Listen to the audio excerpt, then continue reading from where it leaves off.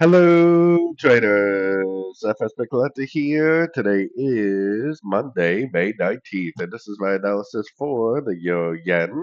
If you haven't done so yet, definitely do check out my free Discord group. It's linked over here in the corner at the end of the video.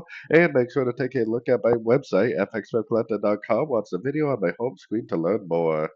So, anyways, the euro yen has definitely been drifting down pretty hard, but it has not broken structure down yet. So, we definitely still want to keep an eye on a break to the upside to confirm that this pullback right here is over. Because as of now, I am definitely looking at this move down as possibly just a pullback to the last move up, mostly because of like daily, weekly time frame analysis. I still think that the euro yen is possibly going up to the 78% fib, which is right above the 170 area. So if that's true on these sort of time frames, hopefully this makes a higher low.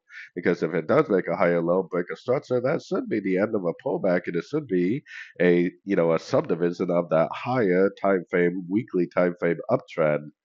So we're definitely keeping an eye out for a break of structure to the upside on these sort of time frames and a possible long. Now, like I keep saying, I mean, if you are trading like the very short time frames, you could actually still be looking for shorts. But with this shape that we got right here, I would definitely be a little bit cautious because it definitely looks like that 3, 4, 5 shape that you do get at the end of a lot of trends. So if it does go up, if it does give you a break of structure, then that is exactly when I would start looking for longs after the breaker structure and after the pullback that would come after the breaker structure. So anyways, don't forget to like and subscribe. And as always, thank you for watching and happy trading.